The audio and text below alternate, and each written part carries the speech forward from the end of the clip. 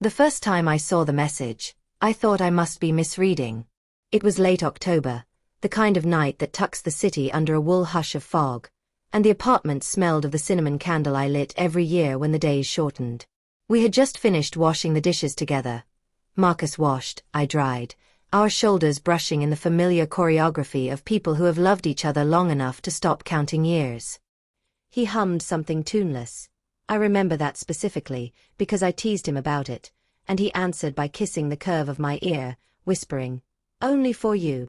The laptop was open on the coffee table, angled toward the sofa where we'd been streaming an old detective show.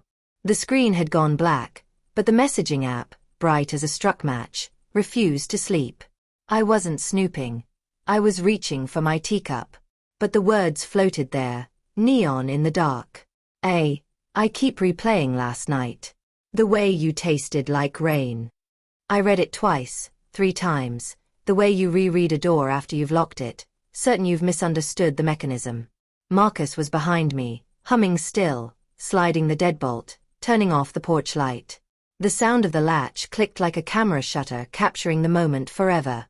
We had always promised to tell each other if the story ever changed. No cowardice. No surprises. That was the pact we made on the rooftop of his old building the summer I turned 27, when we drank cheap rose and agreed that love was not possession but collaboration. If one of us wanted out, we would simply say so, kindly, bravely. I believed that promise the way I believed gravity. Invisible, constant, non-negotiable. I sat down, fingers around the warm mug, steam fogging my glasses so the words on the screen doubled, tripled. Marcus came in, rubbing his palms together against the chill. "Cold?" he asked. I nodded because my throat had become a tunnel with no echo. He moved to close the laptop. I saw the micro flinch when he noticed the app still open, but he smiled, the same small, crooked smile that once made me follow him across a crowded room at Jonah's birthday party 8 years ago. He shut the lid gently, as if lowering a coffin. "Ready for bed?" he asked. In the bedroom, we lay on our respective edges. The dog, Clementine, claimed the valley between us. I listened to Marcus breathe, waiting for the confession that would surely come now, in the dark, where secrets grow teeth.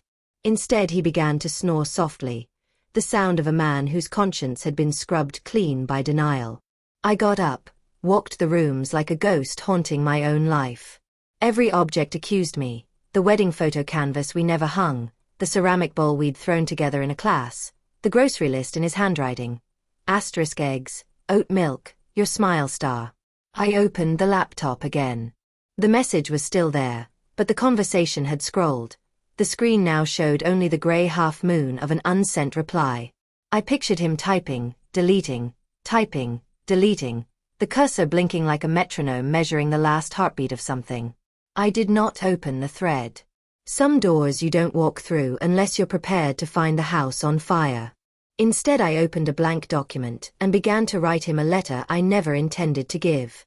I wrote, "I thought we agreed on honesty the way sailors agree on north." I wrote, "If you are leaving, leave me the story intact, not a tangle of lies I must unknot with my teeth." I wrote, "I am afraid of becoming the kind of woman who checks pockets, who smells shirts, who sets traps." I wrote until the sky outside the bay window faded from coal to pearl, and the fog thinned enough to expose the ordinary rooftops I had stopped noticing. Marcus woke at 7, as always. He kissed my temple, dry lips, coffee breath, and asked if I'd slept. I said yes because that is what we say. He went for his run. I opened the laptop once more. This time the app was gone, quit properly, dock empty. A small mercy, or a large warning. The day unfolded like any Saturday. Groceries, farmer's market, the bakery that gives Clementine a bone. We talked about replacing the cracked tile in the shower. We bought chanterelles because they were in season. He held my hand while we waited in line, thumb tracing the inside of my wrist as if measuring my pulse. At dinner he lit the candle again. "You seem far away," he said. "I'm here," I lied, because I was already constructing the version of myself who could survive the blast. Sunday night he drove to a hotel, claiming a conference he'd forgotten to mention. I watched him pack the navy suit I'd given him last Christmas, the tie the color of late wheat. He hugged me longer than usual, and I felt the apology in his shoulders before I heard it in his voice. "I'll be back Tuesday," he said. I nodded, already knowing Tuesday would bring a different weather to our house. Alone, I opened the laptop. The messaging app required a password now. The upgrade had happened overnight, like a frost. I stared at the blinking cursor until it became a Morse code I could almost read. "I am sorry, I am sorry, I am sorry." I could have hired someone to crack it. I could have called the number that flashed on the screen when I failed 3 times. Asterisk forgot your password. Asterisk. But some part of me understood that the moment I stepped past that threshold, the story would no longer be ours to finish together. Instead, I walked to the rooftop. The city glittered below, indifferent.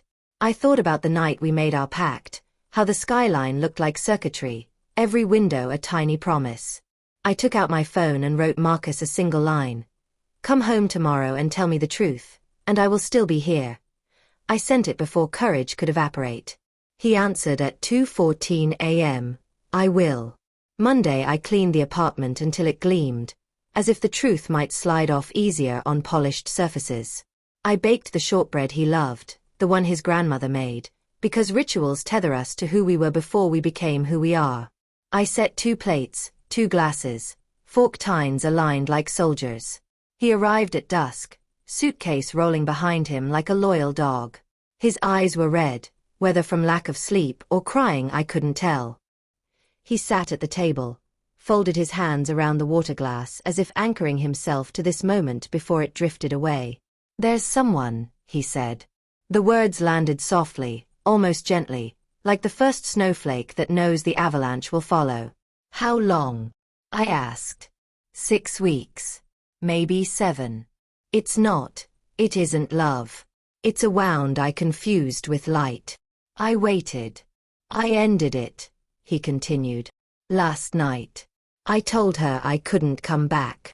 I thought of the message, the way you tasted like rain, and wondered if rain tastes different when you know it's the last storm of the season. Why? I asked. Not why the affair. Why the ending? He looked at me then, really looked, as if seeing the years lined up behind my eyes like library books. Because you sent me grace when I deserved gravity, he said. Because I realized the story we wrote together is the only one that ends with me still being your husband. We sat in silence while the candle burned lower, wax pooling like cooling lava. I felt the future rearrange itself inside my chest, painful as a bone reset. I could have asked for details, who she was, how they met, whether he loved her. But those were footnotes. The text was us. Instead I said, we need new rules. He nodded. Therapy, I said. Total transparency.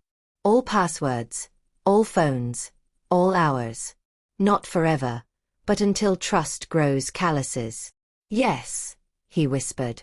And then, because I needed to know whether anything salvageable still lived between us, I asked, do you remember the night on the roof when we said love was collaboration? I remember, he said, voice cracking like ice underfoot. I still believe that, I told him.